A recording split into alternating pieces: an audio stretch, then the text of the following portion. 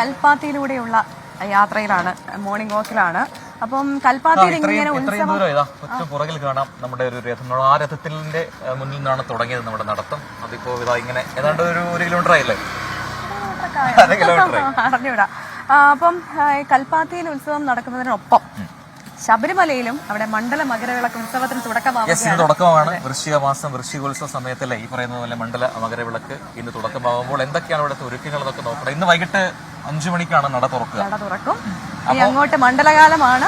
ഒരുപാട് അയ്യപ്പന്മാർ നമ്മുടെ കേരളത്തിലേക്ക് എത്താൻ പോവുകയാണ്. അപ്പൊ നമുക്ക് നോക്കാം ശബരിമല വിശേഷങ്ങൾ.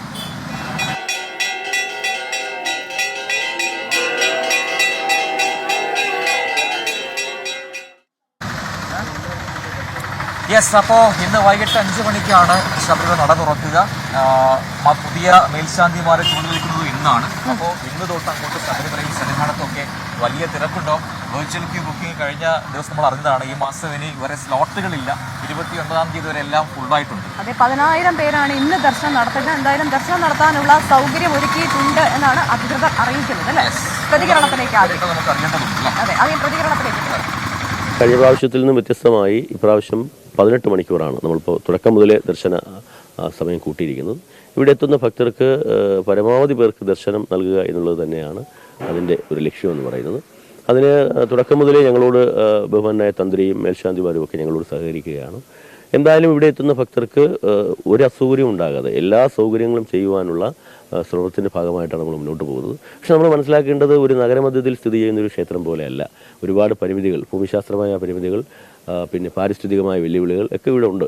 എങ്കിലും അതിനകത്ത് നിന്നുകൊണ്ട് പരമാവധി സൗകര്യങ്ങൾ ഒരുക്കുവാനാണ് ഞങ്ങൾ ശ്രമിച്ചിട്ടുള്ളത്. നല്ലൊരു ദർശന സൗഭാഗ്യം ഭഗവാനെ കണ്ട് തൊഴുതു പോകാനുള്ളൊരു സംവിധാനം ഉണ്ടാകുമെന്നാണ് ഞങ്ങൾ വിശ്വസിക്കുന്നത്. പ്രതീക്ഷ സന്നിധാനത്ത് തയ്യാറായി നിൽക്കുന്നുണ്ട് ഏറ്റവും പുതിയ വിവരങ്ങൾ നൽകാൻ. പ്രതീക്ഷ മറ്റൊരു മണ്ഡല മകരവിളക്ക് സമയമാണ്, സീസണാണ്. പ്രതീക്ഷ അതെ അതോ അതിലേക്ക് വരികയാണ്. അപ്പോൾ എല്ലാ സീസണിലും പ്രതീക്ഷയുടെ റിപ്പോർട്ടിനായി പോകാറുണ്ട്. അപ്പോൾ ഇന്ന് തുടക്കമാവുകയാണ് പുതിയ സീസണ്.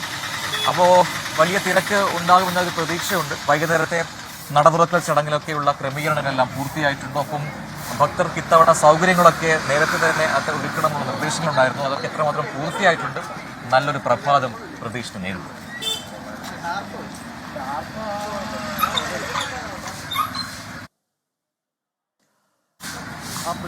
പ്രവിത, മറ്റൊരു മണ്ഡല മകരവിളക്ക് തീർത്ഥാടനം കൂടി വന്നെത്തിയിരിക്കുകയാണ്. കാരണം ഇനി ഒരു പകലിന്റെ കാത്തിരിപ്പ് മാത്രമേ ഉള്ളൂ. ഇന്ന് ഉച്ചയോടുകൂടി തന്നെ ശബരിമല സന്നിധാനത്തേക്ക് തീർത്ഥാടകർ എത്തിത്തുടങ്ങും. ഉച്ചയ്ക്ക് 1 മണി മുതലായിരിക്കും ശബരിമല സന്നിധാനത്തേക്ക് പമ്പയിൽ നിന്നുള്ള പ്രവേശനം. ഇന്ന് വൈകുന്നേരം 5 മണിക്കാണ് നട തുറക്കുന്നത്. ഈ നിലവിലെ മേൽശാന്തി PN മഹേഷ് നമ്പൂതിരി ദീപം കൊളുത്തിക്കൊണ്ട് ശബരിമല നട തുറക്കും. പുതിയ മേൽശാന്തിമാർ ഇന്ന് ചുമതലയേൽക്കുന്ന പ്രധാനപ്പെട്ട ചടങ്ങ് കൂടി ശബരിമലയിൽ നടക്കുന്നുണ്ട്. ശബരിമല മേൽശാന്തിയായി അരുൺകുമാർ നമ്പൂതിരിയും മാളികപ്പുറം മേൽശാന്തിയായി വാസുദേവൻ നമ്പൂതിരിയും ഇന്ന് ചുമതല ഏൽക്കും. ആദ്യ ദിവസമായി ഇന്ന് വൈകുന്നേരം 5 മണിക്കാണ് നട തുറക്കുന്നത്. അതുകൊണ്ട് തന്നെ ഇന്ന് 30,000 പേർക്കാണ് വെർച്വൽ ക്യൂ വഴിയുള്ള ഒരു പ്രവേശനം ഉണ്ടായിരിക്കുന്നത്. വൃശ്ചികം 1 നാളെ 3 മണിക്ക് പുലർച്ചെ 3 മണിക്ക് ശബരിമല നട തുറക്കും. കഴിഞ്ഞ വർഷത്തെ സീസണിൽ നിന്ന് വ്യത്യസ്തമായി ചില പ്രത്യേകതകൾ തുടക്കം മുതൽ തന്നെ ഈ മണ്ഡല മകരവിളക്ക് തീർത്ഥാടനത്തിനായി ദേവസ്വം ബോർഡ് ഒരുക്കിയിട്ടുണ്ട്. കാരണം ഈ ദർശന സമയം ആദ്യം ദിവസം മുതൽ തന്നെ കൂട്ടിയിട്ടുണ്ട്. അത്തരത്തിലൊരു ക്രമീകരണമാണ് ഇത്തവണ ദേവസ്വം ബോർഡ് ചെയ്തിരിക്കുന്നത്. കാരണം തീർത്ഥാടകരുടെ എണ്ണം കൂടുന്നൊരു സാഹചര്യം പരിഗണിച്ച് ഇത് നിയന്ത്രിക്കുന്നതിന് വേണ്ടിയാണ് ദർശന സമയം ആദ്യ ദിവസം തന്നെ കൂട്ടിയിരിക്കുന്നത്. നേരത്തെ 16 മണിക്കൂറായിരുന്നു ശബരിമലയിൽ ഉണ്ടായിരുന്ന ദർശന സമയമെങ്കിൽ ഇക്കുറി 18 മണിക്കൂറാണ് ശബരിമലയിൽ ദർശനം നടത്താൻ കഴിയുക. പുലർച്ചെ 3 മണിക്ക് ശബരിമല നട തുറന്നാൽ ഉച്ചയ്ക്ക് 1 മണിക്ക് ശബരിമല നടയടയ്ക്കും. അതിനുശേഷം 3 മണിക്ക് വീണ്ടും ശബരിമല നട തുറക്കും. ഹരിവരാസനത്തോടുകൂടി രാത്രി 11 മണിക്കാണ് ശബരിമല നട അടയ്ക്കുന്നത്. മാത്രമല്ല ഈ പ്രധാനമായും വെർച്വൽ ക്യൂ വഴിയുള്ള ദർശനമാണ് ദേവസ്വം ബോർഡും സർക്കാരും ഇക്കുറി പ്രോത്സാഹിപ്പിച്ചിരിക്കുന്നത്. പ്രതിദിനം 80,000 പേർക്ക് ശബരിമലയിൽ ദർശനം നടത്താം. അതിൽ 70,000 പേർക്ക് വെർച്വൽ ക്യൂ വഴിയും ബാക്കി വരുന്ന 10,000 പേർക്ക് സ്പോട്ട് ബുക്കിംഗ് വഴിയുമായിരിക്കും പ്രവേശനം ഉണ്ടാവുക. നേരത്തെ പ്രജിൻ സൂചിപ്പിച്ചതുപോലെ തന്നെ ഈ മാസം ഏകദേശം വെർച്വൽ ക്യൂ വഴിയുള്ള സ്ലോട്ടുകൾ എല്ലാം തന്നെ ഫുള്ളായി കഴിഞ്ഞിട്ടുണ്ട്. 30-ാം തീയതി ഒഴികെ എല്ലാ ദിവസവും 70,000-ന് മുകളിൽ അല്ലെങ്കിൽ 70,000 ആയിരിക്കുന്നു വെർച്വൽ ക്യൂ വഴിയുള്ള ബുക്കിംഗ് എന്നതാണ് ഏറ്റവും പ്രധാനപ്പെട്ട പ്രധാനപ്പെട്ട കാര്യം. ഏതെങ്കിലും തരത്തിൽ വെർച്വൽ ക്യൂ വഴി ബുക്ക് ചെയ്ത തീർത്ഥാടകർ എത്താത്ത സാഹചര്യം ഉണ്ടായാൽ ആ എണ്ണം കൂടി സ്പോട്ട് ബുക്കിംഗിലേക്ക് പരിഗണിക്കുമെന്നതാണ് അല്പസമയം മുമ്പ് ദേവസ്വം ബോർഡ് പ്രസിഡന്റ് തന്നെ നമ്മളോട് പറഞ്ഞിട്ടുള്ളത്. എന്തായാലും ഈ മണ്ഡല മകരവിളക്ക് തീർത്ഥാടനം മറ്റ് പിഴവുകൾ കുറ്റവും ഒന്നും തന്നെ ഇല്ലാതെ വളരെ സുഗമമായി നടത്താനുള്ള ഒരു തയ്യാറെടുപ്പാണ് ദേവസ്വം ബോർഡിന്റെ ഭാഗത്ത് നിന്ന് ഉണ്ടായിരിക്കുന്നത്. കാരണം ഇതിന്റെ മുന്നൊരുക്കങ്ങൾ ഏപ്രിൽ മാസം മുതൽ തന്നെ ദേവസ്വം ബോർഡും സർക്കാരും ആരംഭിച്ചതാണ്. പല തരത്തിലുള്ള അവലോകന യോഗങ്ങൾ മുഖ്യമന്ത്രിയുടെ അധ്യക്ഷതയിൽ സന്നിധാനത്തേക്ക് എത്തുന്നത്.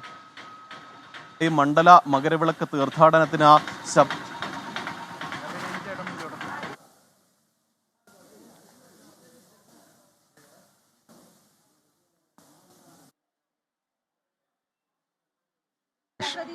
വിവരങ്ങൾ നൽകിക്കൊണ്ടിരുന്നത്. ഇനി അജീഷ് ജയകുമാർ ചേരുന്നുണ്ട്. പമ്പയിൽ നിന്നാണ് അജീഷ് ചേരുന്നത്. അജീഷ്, അപ്പോൾ പമ്പയിലേക്കാണ് വാഹനങ്ങളൊക്കെ എത്തുക. ഇവിടെ നിന്നാണ് അയ്യപ്പ ഭക്തർ സന്നിധാനത്തേക്ക് പോകുന്നത്. അപ്പോൾ ഏത് തരത്തിലാണ് അവിടുത്തെ സൗകര്യങ്ങളും ഒപ്പം തന്നെ മറ്റു കാര്യങ്ങളുമൊക്കെ, വാഹന സൗകര്യം അതൊക്കെ എങ്ങനെയാണ് അവിടെ ഏർപ്പെടുത്തിയിരിക്കുന്നത്?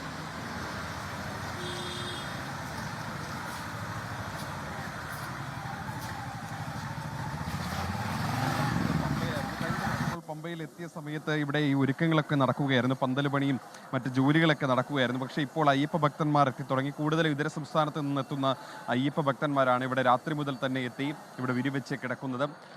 ഏതാണ്ട് ഇപ്പോൾ പുതിയ സംവിധാനങ്ങൾ, അതായത് കഴിഞ്ഞ വർഷത്തെ ചില പോരായ്മകളൊക്കെ ഒഴിവാക്കാനായിട്ട് പുതിയ സംവിധാനങ്ങളൊക്കെ ദേവസ്വം ബോർഡും സർക്കാരും ഏർപ്പെടുത്തിയിട്ടുണ്ട്. അത് നമ്മളിപ്പോൾ കാണുന്നത് ഈ ജർമ്മൻ പന്തലാണ്. ഇവിടെ ഏതാണ്ട് 1000-ലധികം അയ്യപ്പ ഭക്തന്മാർക്ക് വിരിവെച്ച് കിടക്കാനാകും. കൂടാതെ തന്നെ 2-3 പുതിയ പന്തലുകളും പമ്പയിൽ സർക്കാർ ഏർപ്പെടുത്തിയിട്ടുണ്ട്. അങ്ങനെ ഒരു 5000 പേരൊക്കെ അല്ലെങ്കിൽ അതിൽ കൂടുതൽ ആളുകളൊക്കെ വന്നു കഴിഞ്ഞാൽ, അവർക്ക് ഇവിടെ തങ്ങേണ്ടി വന്നു കഴിഞ്ഞാൽ അവർക്ക് വിരിവെച്ച് ഇവിടെ വിശ്രമിക്കാനുള്ള ഒരു സൗകര്യമുണ്ട്. കൂടാതെ തന്നെ നിലയ്ക്കലിൽ നിന്ന് പമ്പയിലേക്ക് 250 KSRTC ബസ്സുകൾ അത് ഷട്ടിൽ സർവീസായിട്ട് നടക്കും. കൂടാതെ തന്നെ ഏറ്റവും അടുത്തുള്ള റെയിൽവേ സ്റ്റേഷൻ ചെങ്ങന്നൂർ റെയിൽവേ സ്റ്റേഷനിൽ നിന്നും പമ്പയിലേക്ക് KSRTC ബസ് സൗകര്യമുണ്ട്. അടുത്തുള്ള റെയിൽവേ സ്റ്റേഷനുകളിൽ നിന്നും എല്ലാം തന്നെ KSRTC ബസ് സൗകര്യമുണ്ട്. കൂടാതെ വാഹനങ്ങൾക്ക് ഹിൽ ടോപ്പിലും ചക്കുപാലത്തും ഏതാണ്ട് 2000 വാഹനങ്ങൾക്ക് പാർക്ക് ചെയ്യാനുള്ള സൗകര്യമുണ്ട്. നിലയ്ക്കലിൽ 2500 വാഹനങ്ങൾക്ക് കൂടി പാർക്ക് ചെയ്യാനുള്ള സൗകര്യം ഏർപ്പെടുത്തിയിട്ടുണ്ട്. നേരത്തെ 7500 ആയിരുന്നു, ഇപ്പോൾ 10000 വാഹനങ്ങൾക്ക് വരെ പാർക്ക് ചെയ്യാൻ കഴിയുമെന്നാണ് ദേവസ്വം ബോർഡ് അവകാശപ്പെടുന്നത്. അങ്ങനെ എല്ലാവിധ സൗകര്യങ്ങളും സജ്ജീകരണങ്ങളും ചെയ്തുകൊണ്ട് മറ്റൊരു മണ്ഡലകാലത്തെ കൂടി വരവേൽക്കാനുള്ള തയ്യാറെടുപ്പിലാണ് എന്തായാലും ദേവസ്വം ബോർഡും പോലീസും ഒപ്പം എല്ലാ സർക്കാർ വകുപ്പുകളും ഉള്ളത്. കഴിഞ്ഞ ദിവസം DGPയുടെ നേതൃത്വത്തിൽ ഇവിടെ അവസാനവട്ട ഒരു യോഗം ചേർന്നിരുന്നു. അത് പോലീസിന്റെ സുരക്ഷ സംബന്ധിച്ച കാര്യങ്ങൾ അവലോകനം ചെയ്യാനായിരുന്നു. 13500 പോലീസ് ഉദ്യോഗസ്ഥരാണ് പമ്പയിലും സന്നിധാനത്തും നിലയ്ക്കലിലുമൊക്കെയായി സേവനം ചെയ്യുന്നത്. ഈ തീർത്ഥാടന കാലം മുഴുവനും ഇവരുടെ സേവനം ഉണ്ടാകും. എന്തായാലും തന്നെ അതിൻ്റെ ഒരുക്കങ്ങളെല്ലാം അവസാന ഘട്ടത്തിൽ ഇന്ന് ഉച്ചയ്ക്ക് 1 മണി മുതൽ ഈ അയ്യപ്പ ഭക്തന്മാരെ പമ്പയിൽ നിന്ന് സന്നിധാനത്തേക്ക് കയറ്റിവിടും. പ്രജിൻ പ്രവിത. അജീഷ് ജയകുമാറാണ് പമ്പയിൽ നിന്ന് വിശദാംശങ്ങൾ നൽകിയത്. അങ്ങനെ ഇന്ന് മറ്റൊരു മണ്ഡല മകരവിളക്ക് സീസൺ തുടക്കമാവുകയാണ്. പ്രവിത, വീടൊരുങ്ങി നാടൊരുങ്ങി കൽപ്പാത്തി തേരൊരുങ്ങി പൊങ്കലുമായി വന്നു പൗർണമി എന്ന പാട്ടൊക്കെ പാടാൻ തോന്നുന്ന രീതിയിലുള്ള ഒരു മൂഡാണ്. കാരണം ഈ അഗ്രഹാര വീഥികളിലൂടെ നടക്കും. ഇപ്പോൾ നമ്മളുള്ളത് ഏതാണ്ട് ഈ രീതിയിൽ തനത് അഗ്രഹാര ശൈലിയുള്ളൊരു വീടിന് മുന്നിലാണ്. എനിക്ക് തോന്നുന്നത് ഉറങ്ങി എഴുന്നേറ്റ് പുറത്ത് വന്നിട്ടില്ല. ഉറങ്ങി എഴുന്നേറ്റിട്ടൊക്കെ ഉണ്ടാവും, പുറത്തു വന്നിട്ടില്ല, എന്തായാലും പുറത്തേക്ക് വന്നിട്ടില്ല. അപ്പൊ അവരെ ഓടിക്കുന്നതിന് മുമ്പ് അടുത്ത കാര്യം പറയാം നമുക്ക്. അതെ, വളരെ പ്രധാനപ്പെട്ട ഒരു റിപ്പോർട്ടിലേക്കാണ് പോകുന്നത്. മുണ്ടക്കൈ ചൂരൽമല ഉരുൾപൊട്ടൽ ദേശീയ ദുരന്തമായി പ്രഖ്യാപിക്കില്ല എന്ന കാര്യമാണ് കഴിഞ്ഞ ദിവസം കേന്ദ്ര സർക്കാർ അറിയിച്ചത്. അപ്പോൾ ഇക്കാര്യം ഹൈക്കോടതിയെ അറിയിക്കുന്നുണ്ടാവും. ഹൈക്കോടതി സ്വമേധയാ ഒരു കേസ് എടുത്തിരുന്നു അല്ലേ? ആ കേസ് ഇന്ന് പ്രത്യേക ബെഞ്ച് പരിഗണിക്കുന്നുണ്ട് എന്നാണ് വാർത്ത. അപ്പോൾ അതുമായി ബന്ധപ്പെട്ട പുതിയ വിവരങ്ങളുമായി വിഷ്ണു സുരേഷ് കൊച്ചിയിൽ നിന്ന് ചേരുന്നുണ്ട്. Vishnu, very good morning. Morning വാക്കിലേക്ക് സ്വാഗതം. നമ്മൾ കൽപ്പാത്തിലാണ്. വിഷ്ണു ഇപ്പോൾ എവിടെയാണുള്ളത്? കൊച്ചിയിൽ ഇന്ന് ഹൈക്കോടതി ഈ കേസ് പരിഗണിക്കുന്നുണ്ട്. ആരുടെ ബെഞ്ചാണ് ഇത് പരിഗണിക്കുന്നത്? വിവരങ്ങൾ പറയും. Good morning Praveen, Prajitha. ഇന്ന് ഈ വയനാട് മുണ്ടക്കൈ ദുരന്തവുമായി ബന്ധപ്പെട്ട ഏറ്റവും നിർണായകമായൊരു സിറ്റിംഗ് ആണ്. കഴിഞ്ഞ തവണ ഈ കേസ് പരിഗണിച്ച ഘട്ടത്തിൽ കേന്ദ്ര സർക്കാർ അറിയിച്ചത് ദേശീയ ദുരന്തമായി പ്രഖ്യാപിക്കുന്നതുമായി ബന്ധപ്പെട്ടുള്ള ചർച്ചകൾ പുരോഗമിക്കുകയാണ്. ഉന്നത തല സമിതി അതുമായി ബന്ധപ്പെട്ടുള്ള നടപടികൾ സ്വീകരിച്ചു വരികയാണ്. എന്നാൽ ഇന്നലെ പുറത്തു വന്ന വാർത്തകൾ കേന്ദ്ര സർക്കാരിന് അങ്ങനെ ഒരു ഉദ്ദേശമില്ല, ഇതൊരു ദേശീയ ദുരന്തമായി പ്രഖ്യാപിക്കാൻ ഉദ്ദേശമില്ല എന്ന വാർത്തകളാണ് പുറത്തു വന്നത്. ഒരു പക്ഷേ ഔദ്യോഗികമായി തന്നെ കേന്ദ്ര സർക്കാർ ഇന്ന് കോടതിയിൽ അക്കാര്യം വ്യക്തമാക്കി. വ്യക്തമാക്കും. ഒപ്പം ഈ ഇൻഷുറൻസുമായി ബന്ധപ്പെട്ട് ചില ആശങ്കകളൊക്കെ നിലനിൽക്കുന്നുണ്ട്. ഒരു സർക്കാരും പ്രൈവറ്റ് ഏജൻസിയും സഹകരിച്ചുകൊണ്ടുള്ള ഒരു ഇൻഷുറൻസ് പദ്ധതി നടപ്പാക്കാൻ കഴിഞ്ഞ ദിവസം കോടതി ആവശ്യപ്പെട്ടിരുന്നു. അത് നാഗാലാൻഡ് മോഡലൊക്കെയാണ് കോടതി മുന്നോട്ട് വെച്ചത്. അതിൽ എന്ത് നടപടി സ്വീകരിച്ചു എന്ന് സംസ്ഥാന സർക്കാരും ഇന്ന് കോടതിയെ അറിയിക്കും. ഇന്ന് മുണ്ടക്കൈ ചൂരൽമല ദുരന്തവുമായി ബന്ധപ്പെട്ട് ഏറ്റവും നിർണായകമായ സിറ്റിംഗ് ആണ് പ്രത്യേക ബെഞ്ച് നടത്തുക. പ്രവീൺ ആൻഡ് പ്രജിത. യെസ്, വിഷ്ണു സുരേഷാണ് വിവരങ്ങളുമായി ചേർന്നത്. അപ്പോൾ നമ്മുടെ നടത്തം നമുക്ക് തുടരാം. അതെ, നമുക്കിനി വളരെ പ്രധാനപ്പെട്ട മറ്റൊരു റിപ്പോർട്ടിലേക്കാണ്, വളരെ സീരിയസ് ആയിട്ടുള്ള ഒരു റിപ്പോർട്ടിലേക്കാണ് പോകേണ്ടത്. പറഞ്ഞു വരുന്ന മുനമ്പത്തെ കുറിച്ചാണ്. അവിടുത്തെ നാട്ടുകാർ നടത്തി വരുന്ന റിലേ സത്യാഗ്രഹം അത് ഭൂസംരക്ഷണ സമിതി അല്ലേ? അതെ, 34-ാം ദിവസത്തിലേക്ക് കടക്കുകയാണ്. അവിടെ ഇന്ന് കൂടുതൽ സഭകളിൽ നിന്നുള്ള ആളുകൾ എത്തുന്നുണ്ട്. ഈ സമരത്തിന് ഐക്യദാർഢ്യവുമായി കൂടുതൽ വൈദികരെത്തുന്നു എന്നുള്ള റിപ്പോർട്ട് കൂടി വരുന്നുണ്ട്. ഇന്നലെ കേന്ദ്ര തൊഴിൽ മന്ത്രി ശോഭാ കരന്ദലജെ സന്ദർശനം നടത്തിയിരുന്നു. മുഖ്യമന്ത്രി മാത്രമല്ല, മുഖ്യമന്ത്രി 22-ന് വിളിച്ച യോഗത്തിൽ അനുകൂലമായ പ്രഖ്യാപനം ഉണ്ടാകുമെന്ന് പ്രതീക്ഷയിലാണ് ഈ സമരസമിതി ഉള്ളത്. അതുവരെ പ്രതിഷേധം തുടരുമെന്ന് കൂടി വ്യക്തമാക്കിയിട്ടുണ്ട്. അപ്പോൾ നിലപാടിൽ നിന്ന് പിന്നോട്ടില്ല, മുന്നോട്ട് തന്നെയാണ് എന്ന് മുനമ്പം പ്രദേശവാസികൾ അറിയിക്കുകയും ചെയ്യാം. അപ്പോൾ നമുക്ക് നമ്മളിപ്പോൾ ഏതാണ്ട് ഒരു വലിയ ദൂരം നടന്നു കഴിഞ്ഞു. നമ്മൾ നേരത്തെ വിശാലാക്ഷി സമേത വിശ്വനാഥ ക്ഷേത്ര സന്നിധിയിൽ നിന്ന് നടന്ന് മറ്റൊരു ഉപദേവതയായ മന്ദക്കര ഗണപതി ക്ഷേത്രത്തിനടുത്തേക്ക് എത്തിയിട്ടുണ്ട്. അപ്പോൾ ഇവിടെയൊക്കെ എനിക്ക് തോന്നുന്നു ഈ ദേവരഥ സംഗമ സമയത്ത് വലിയ തിരക്കുണ്ടാവും. ഫയർഫോഴ്സിന്റെ ഒരു വണ്ടി കിടപ്പുണ്ട്. അപ്പം എല്ലാ രീതിയിലും വേണ്ട സജ്ജീകരണങ്ങളൊക്കെ ഇവിടെ ഒരുക്കിയിട്ടുണ്ട്. ഒരുപാട് ആളുകൾ ഇവിടേക്ക് എത്തും. ഇപ്പോൾ അല്പസമയം മുൻപ് നിഖിൽ പ്രമേഷ് നമ്മളോട് പറഞ്ഞ പോലെ മണ്ണിട്ടാൽ താഴാത്തത്ര ജനമായിരിക്കും ഇവിടെ കുറച്ച് നേരം കഴിയുമ്പോഴുണ്ടാവുക. നമുക്കിങ്ങനെ ഫ്രീ ആയിട്ട് ഇപ്പോൾ നടക്കുന്ന പോലെ ഒന്നും നടക്കാൻ പറ്റില്ല ഇവിടെ. അതെ, അപ്പോൾ നമുക്ക് ഇനി അടുത്ത ഒരു വാർത്തയിലേക്ക് റിപ്പോർട്ടിലേക്കാണ്. അബുദാബി സെക്യൂരിറ്റി എക്സ്ചേഞ്ചിൽ ഓഹരി വിൽപ്പനയ്ക്ക് തുടക്കമിട്ട് ലുലു റീറ്റെയിൽ. ADXലെ 100ാമത്തെ ലിസ്റ്റിംഗ് ആണ് ലുലുവിൻ്റേത്. 2.04 ദിർഹം എന്ന നിലയിലാണ് വ്യാപാരം തുടങ്ങിയത്. അബുദാബി സെക്യൂരിറ്റി എക്സ്ചേഞ്ചിൽ UAE നിക്ഷേപ മന്ത്രി മുഹമ്മദ് ബിൻ ഹസൻ അൽ സുവൈദിയും ലുലു ചെയർമാൻ MA യൂസഫലിയും ചേർന്നാണ് ട്രേഡിംഗിന് തുടക്കം കുറിച്ചത്. ADXലെ 100ാമത്തെ ലിസ്റ്റിംഗ് ആണ് ലുലുവിൻ്റേത്. 2.4 ദിർഹം എന്ന നിലയിലാണ് വ്യാപാരം തുടങ്ങിയത്. പിന്നീട് ഒരു ഘട്ടത്തിൽ 1.99 ദിർഹം വരെ താഴ്ന്ന ശേഷം പ്രാരംഭ വിലയായ 2.4 ദിർഹത്തിൽ തന്നെ ക്ലോസ് ചെയ്യുകയായിരുന്നു. 24,80,00,000 ഓഹരികളാണ് ഇതിനകം കൈമാറ്റം ചെയ്യപ്പെട്ടത്. നിക്ഷേപകർക്ക് മികച്ച ലാഭം ലഭിക്കുന്നതിനുള്ള പ്രയത്നം ലുലു തുടരുമെന്ന് MA യൂസഫ് അലി വ്യക്തമാക്കി. UAEയുടെയും GCCയുടെയും വികസനത്തിന് ലുലു നൽകിയ പങ്കാളിത്തം മാതൃകാപരമാണെന്നും ഇപ്പോഴത് കൂടുതൽ ജനകീയമായെന്നും മന്ത്രി മുഹമ്മദ് ബിൻ ഹസൻ അൽ സുവൈദി പറഞ്ഞു. ലുലു റീറ്റെയിലിന്റെ 30% ഓഹരികളാണ് വിപണിയിൽ ലിസ്റ്റ് ചെയ്യപ്പെട്ടത്. 24 ദുബായ്. ഷൈൻ പറയുന്നു പ്രജൻ ഒരു നല്ലവനായ ഉണ്ണി ലുക്ക് ഉണ്ടല്ലോ. നല്ലവനാണല്ലോ, നല്ലവനായ ഉണ്ണി, മറ്റേ സിനിമയിലെ പോലെ നല്ലവനാണ്. അപ്പൊ നമുക്കിനി മറ്റ് വാർത്തകളിലേക്ക് കടക്കാം. നമ്മളിപ്പോ ഇവിടെ എത്തിന്ന് പറയണ്ടേ? നമ്മളത് തിരിച്ചു മന്ദക്കര ഗണപതി ക്ഷേത്രത്തിന് മുന്നിൽ നിന്ന് നമ്മൾ തിരിച്ച് വീണ്ടും നമ്മൾ എവിടെ നിന്നാണോ യാത്ര തുടങ്ങിയത് അങ്ങോട്ടേക്ക് തിരിച്ച് നടക്കുകയാണ്. അപ്പോൾ തിരക്കിങ്ങനെ ഓരോ ഭാഗത്തും കൂടി വരുന്നുണ്ട്. മറ്റൊരു പ്രത്യേകത, നമ്മൾ നടു റോഡിലൂടെയാണ് നടക്കുന്നത് എന്ന പ്രത്യേകത കൂടിയുണ്ട്. അപ്പൊ നമുക്ക് പെട്ടെന്ന് വാർത്തയിലേക്ക് പോകാം. കേരള സാഹിത്യ അക്കാദമി അടക്കമുള്ള സാംസ്കാരിക സ്ഥാപനങ്ങൾ തനത് ഫണ്ട് കണ്ടെത്തി ശമ്പളം നൽകണമെന്ന ഉത്തരവ് സംസ്ഥാന സർക്കാർ നൽകിയിരുന്നു. അപ്പൊ നിലവിൽ പ്ലാൻ ഫണ്ട് പ്രകാരം അനുവദിച്ചിരുന്ന ശമ്പള തുക ഇനി അനുവദിക്കില്ല എന്ന് കാട്ടിയാണ് സർക്കാരിന്റെ ഉത്തരവ്. സാംസ്കാരിക സ്ഥാപനങ്ങളെ തകർക്കുന്നതാണ് ഇത്തരത്തിലുള്ള ഉത്തരവുകളും തീരുമാനങ്ങളും എന്ന ആക്ഷേപം വ്യാപകമായി ഉയർന്നു വരുന്നുണ്ട്. സൂരജ് സജിയാണ് വിവരങ്ങളുമായി ചേരുന്നത് തൃശ്ശൂരിൽ നിന്നും. Sooraj, very good morning. അപ്പോ ഈ രീതിയിലുള്ള ഉത്തരവുകൾ ഇറങ്ങുന്നുണ്ട്. പക്ഷേ ഈ ഫണ്ട് എങ്ങനെ കണ്ടെത്തണം എന്ന കാര്യം കൂടി ആ നിർദ്ദേശങ്ങളിൽ പറയുന്നുണ്ടോ? എങ്ങനെ കണ്ടെത്തും, ശമ്പളം എങ്ങനെ കൊടുക്കും, അത്തരം നിർദ്ദേശങ്ങൾ കൂടി നൽകേണ്ടതുണ്ടല്ലോ. Prajin, Pravitha, good morning. എന്തായാലും ഇതുമായി ബന്ധപ്പെട്ടുകൊണ്ട് ഏറ്റവും പ്രധാനപ്പെട്ട കാര്യം ഒരു തനത് ഫണ്ട് കണ്ടെത്തി പ്രവർത്തിക്കേണ്ട സ്ഥാപനങ്ങളല്ല ഇതെന്നുള്ളതാണ്. എന്താണോ ഈ സ്ഥാപനങ്ങൾ തുടങ്ങിയ സമയത്ത് ലക്ഷ്യം വെക്കുന്നത്, ആ ലക്ഷ്യത്തെ അട്ടിമറിക്കുന്ന ഒരു ഉത്തരവാണ് ഇപ്പോൾ സർക്കാരിൻ്റെ ഭാഗത്തു നിന്നുണ്ടായിരിക്കുന്നത്. ഇതൊരു വ്യവസായ സ്ഥാപനമൊന്നുമല്ല, സാംസ്കാരിക സ്ഥാപനങ്ങളാണ്. ഈ കാണുന്ന സാഹിത്യ അക്കാദമി ആയാലും ചലച്ചിത്ര അക്കാദമി ആയാലും ഈ പട്ടികയിൽപ്പെടുന്ന 21 സ്ഥാപനങ്ങളും അത്തരത്തിൽ തന്നെ ഉള്ളതാണ്. പല ഉദ്ദേശ ലക്ഷ്യങ്ങളോടുകൂടി തുടങ്ങിയ സ്ഥാപനങ്ങളാണ്. പക്ഷേ ആ സ്ഥാപനങ്ങളോടാണ് തനത് രീതിയിൽ ഫണ്ട് കണ്ടെത്തി ശമ്പളം ഉൾപ്പെടെ നൽകണമെന്ന നിർദ്ദേശം സർക്കാർ ഇപ്പോൾ നൽകിയിരിക്കുന്നത്. അതിന് ആധാരമായ ചില കാര്യങ്ങളുണ്ട്. ഇപ്പോൾ ഈ സാഹിത്യ അക്കാദമി ആകട്ടെ, അതുപോലെ തന്നെ കലാമണ്ഡലമാകട്ടെ, അവിടെയെല്ലാം തന്നെ കുറേ കാലങ്ങളായി ഈ ശമ്പള പ്രതിസന്ധി വളരെ രൂക്ഷമായി നിൽക്കുന്നു. കഴിഞ്ഞ മാസം ഈ സാഹിത്യ അക്കാദമിയിൽ ശമ്പളം നൽകിയത് അവരുടെ തന്നെ തനത് ഫണ്ടിൽ നിന്നായിരുന്നു.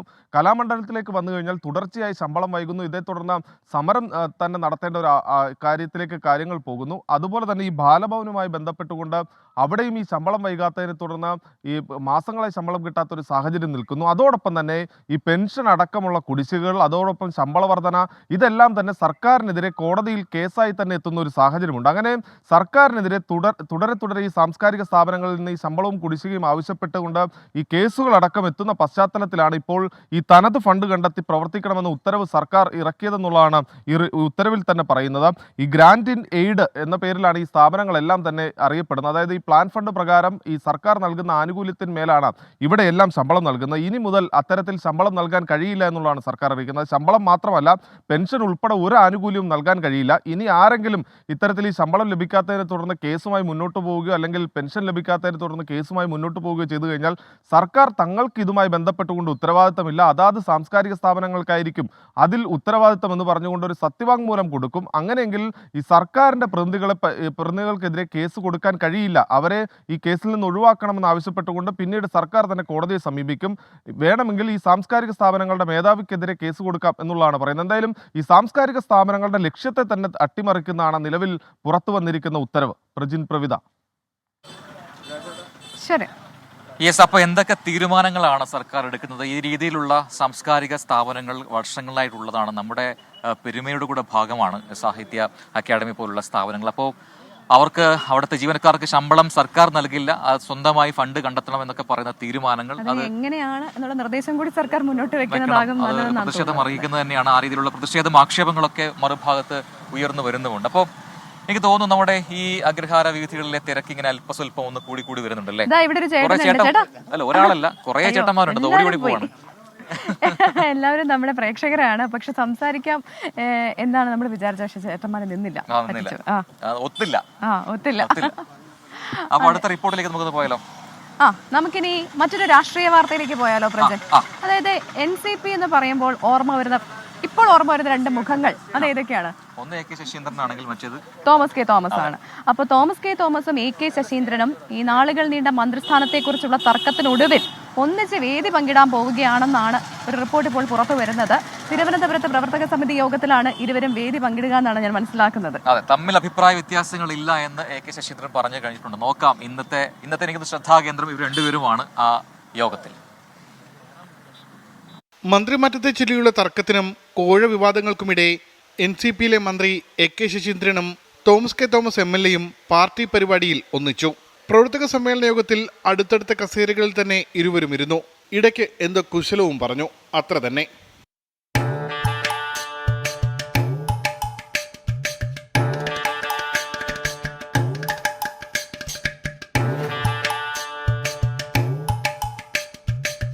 തോമസ് കെ തോമസുമായി അഭിപ്രായ വ്യത്യാസങ്ങളില്ല, എന്നാൽ വ്യത്യസ്ത അഭിപ്രായങ്ങൾ ഉണ്ടാകാമെന്നും AK ശശീന്ദ്രൻ.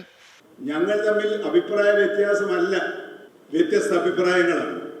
ഒരു ജനാധിപത്യ പാർട്ടിയെ ആരോഗ്യത്തോടുകൂടി മുന്നേറാൻ സഹായിക്കുന്നത് വ്യത്യസ്തങ്ങളായ അഭിപ്രായങ്ങളും ചർച്ചകളും തീരുമാനങ്ങളുമാണ്. ആ വഴിയെ സഞ്ചരിക്കുന്ന കേരളത്തിലെ അപൂർവം ജനാധിപത്യ പാർട്ടികളിൽ ഒന്നാണ് NCP എന്ന്. എങ്ങോട്ട് തിരിഞ്ഞാലും മാധ്യമപ്രവർത്തകർ ഓട്ടിച്ചിട്ട് പിടിക്കുന്നു എന്നായിരുന്നു തോമസ് കെ തോമസിന്റെ പരാതി. ഇന്ന് ഞാൻ എവിടെ ചെന്നാലും ഒരു നോട്ടപ്പുള്ളിയാണ്. അതുകൊണ്ട് എനിക്ക് ഇത്രയൊന്നും പ്രസക്തിയില്ലായിരുന്നു. പക്ഷെ ഭയങ്കര പ്രസക്തിയായി ഇപ്പോൾ കേരളത്തില്. കാരണം എവിടെ ചെന്നാലും പത്രക്കാർ ഓടി നടക്കുക. അപ്പോൾ മിനിമം പത്രക്കാരുടെ ഒരു 40 കോളെങ്കിലും രാവിലെ കാണും. പക്ഷെ ഇരുവരും ഒരു കാര്യത്തിൽ യോജിച്ചു. ശരത് പവാറാണ് നേതാവ് എന്ന കാര്യത്തിൽ. അവരെല്ലാം ഒറ്റക്കെട്ടായി പറയുന്ന പേരേതാണ്? നമുക്ക് അഭിമാനിക്കാം. നമ്മുടെ ബഹുമാനപ്പെട്ട ദേശീയ പ്രസിഡന്റ് ശ്രീ ശരത് പവാറാണ് ആ ഒറ്റ പേര് എന്ന് നമ്മൾ മനസ്സിലാക്കേണ്ടതുണ്ട്. അതൊന്നുമല്ല ശരത് പവാർ എന്ന് പറഞ്ഞു കഴിഞ്ഞാൽ ഫീനിക്സ് പക്ഷി പോലെ ഏത് സാഹചര്യത്തിലും NCP ഉയർത്തുവാൻ ഇന്ത്യയിൽ കരുത്തുള്ള ഒരു നേതാവ് എന്ന് പറയുന്നത് ശരത് പവാർ തന്നെയാണ്, ഒരു സംശയവുമില്ല. 24 തിരുവനന്തപുരം. യെസ്, ഇതാ നമ്മളിങ്ങനെ നടന്നു വരുമ്പോ ഇതാ ഇവിടെ അടുത്തൊരു അഗ്രഹാരത്തിലൊരു കോലം ഇടുന്നത് കണ്ടു. ഒരു പാട്ടിയുണ്ട് ഇവിടെ. ഇത് എല്ലാ ദിവസവും ഇടുവോ കോലം? എല്ലാ ദിവസവും ഇപ്പൊ ഉത്സവത്തിന്റെ സമയത്ത് നല്ല തിരക്കില്ലേ ഇവിടെ?